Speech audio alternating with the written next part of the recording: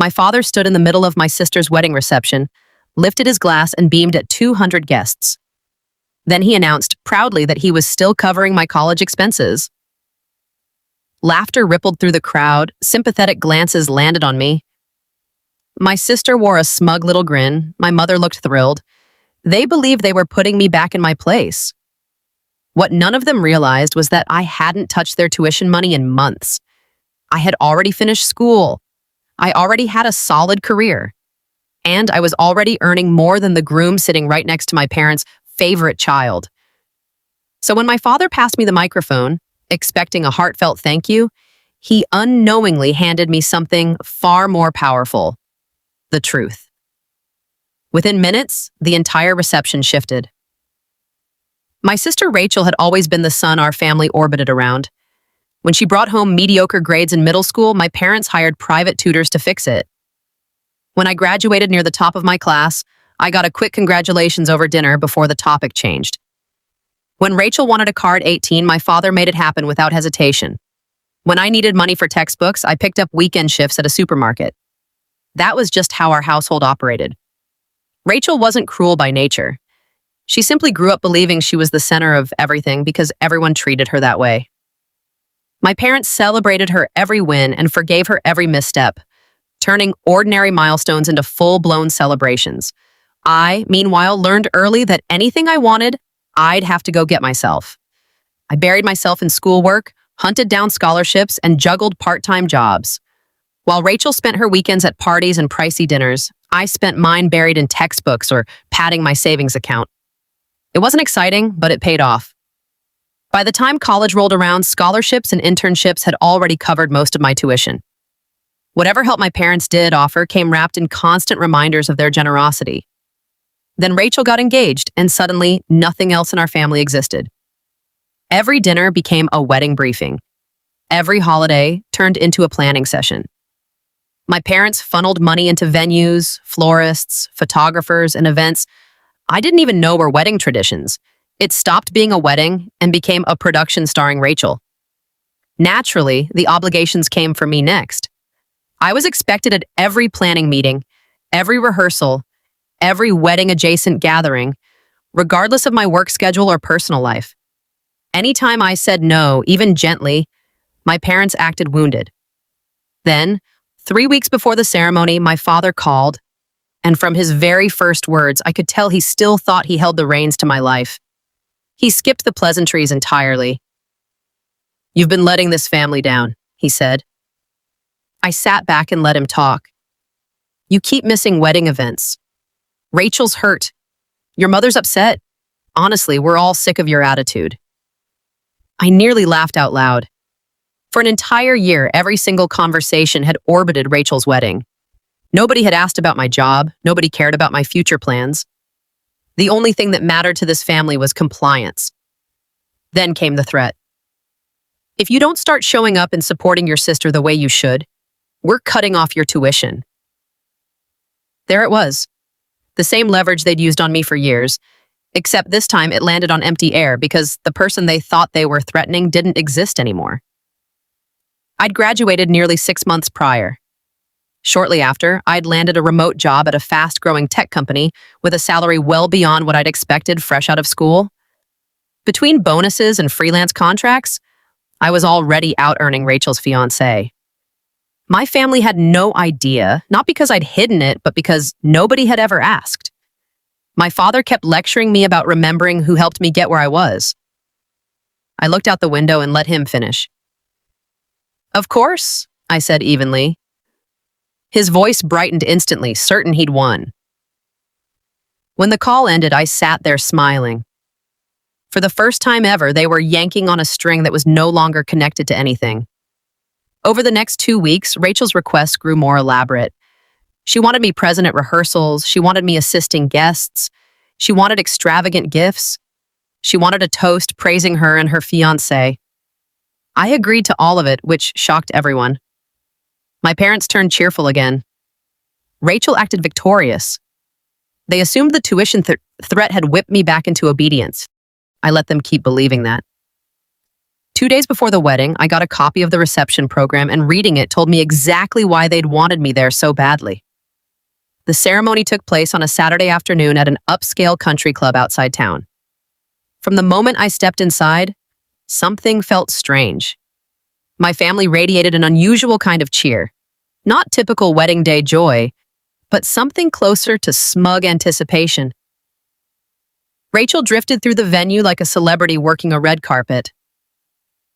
My mother trailed behind her, reminding every guest how much effort had gone into the perfect day. My father barely looked at me, just a pat on the shoulder and, "Glad you finally got some sense." I said nothing and smiled. The ceremony passed without incident, vows exchanged, photos taken, dinner served. The real show began during the reception. Tucked into the program was a segment labeled Family Tributes. A handful of relatives were scheduled to speak, my parents included. The early toasts were harmless, sweet anecdotes from friends and family. Then my mother rose. She opened by praising Rachel's achievements, her education, her career, her relationship. But the speech slowly pivoted towards sacrifice. The money, the opportunities, the years of effort parents pour into their children. She mentioned more than once just how much support she and my father had given their kids. I already knew where this was heading. My father took the mic next, and he wasn't nearly as subtle. He praised Rachel and her new husband as the picture of responsibility and success. Then, without naming me directly at first, he pivoted to talking about younger family members who still need guidance and people who should be more grateful for parental support, people who haven't quite gotten their footing yet. Heads turned toward me.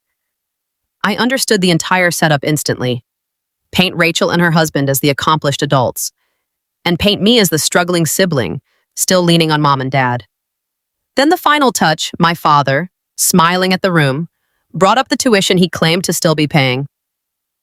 A few guests nodded sympathetically. Across the room, Rachel looked thoroughly satisfied. Then he turned and handed me the microphone, clearly expecting gratitude. Instead, he handed me the entire room. I rose slowly and took the mic. Silence blanketed the space. My father looked pleased with himself. My mother beamed. Rachel sat beside her husband, waiting for applause. I took a breath. "First," I said, "congratulations to Rachel and Daniel. I truly wish you both a happy life together." Polite nods all around.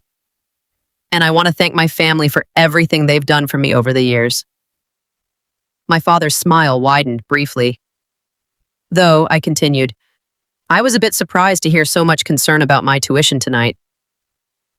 Soft laughter scattered through the room. My parents didn't laugh. "The reason I was surprised is that I graduated 6 months ago." The room went utterly still. My mother's smile froze mid-face. My father blinked. Rachel's expression twisted into confusion. I kept going. I finished early thanks to scholarships, internships, and more sleepless nights than I can count. A few guests traded startled looks. I started a full-time job right after graduation, and I've been working steadily since. Now people were actually listening, really listening, in a way my family never had. I wasn't furious. I wasn't attacking anyone. I was simply stating facts. My parents might not have known any of this, since most of our conversations this year revolved around wedding planning. That drew a few uneasy laughs. My father's face reddened. I pressed on, calm as ever. The good news is, nobody has to worry about my tuition. It's already taken care of. I paused, letting the room lean in. As for my finances, I'm doing well. Better than well, honestly. Rachel's husband shifted uncomfortably. I wasn't trying to humiliate him, only correcting the story that had been told about me. My career has made me fully independent, and I'm earning more than I ever expected at this stage of life. A heavy silence settled over the room. The narrative my parents had spent all night constructing was unraveling in real time. Just when I thought the moment had run its course, a guest near the front raised her hand and asked the one question my family never wanted answered. "Wait, If you graduated 6 months ago, did your parents come to your graduation? Dead silence again. I glanced at my parents. Neither said a word. So I answered for them. No, they were busy touring wedding venues that weekend. A ripple of discomfort moved through the crowd. Others seemed to understand far more than my words had actually spelled out. Nobody needed further explanation. The pattern told the whole story on its own. My parents scrambled to change the subject. Rachel tried steering the room back to the reception, but the mood had already shifted permanently. The version of events everyone had walked in believing no longer matched reality. I handed the microphone back, offered one more congratulations to the newlyweds, and returned to my seat. Soon after, I slipped out of the reception quietly. Outside, in the night air, I felt lighter than I had in years. The strange part is, I never wanted revenge. I only wanted the truth to exist in the same room as the lie. In the months that followed, my career kept climbing. New opportunities opened up. My savings grew steadily. But most importantly, I stopped tying my self-worth to my family's approval. Eventually, my parents reached out again. This time, I set firm boundaries, and for the first time in my life, they had no leverage left to push against. Because the biggest lesson I walked away with was simple. My parents believed tuition money gave them control over my future. What they never understood was that I'd already built one entirely without them. Sometimes the people who underestimate you the most are the very ones convinced they know you best.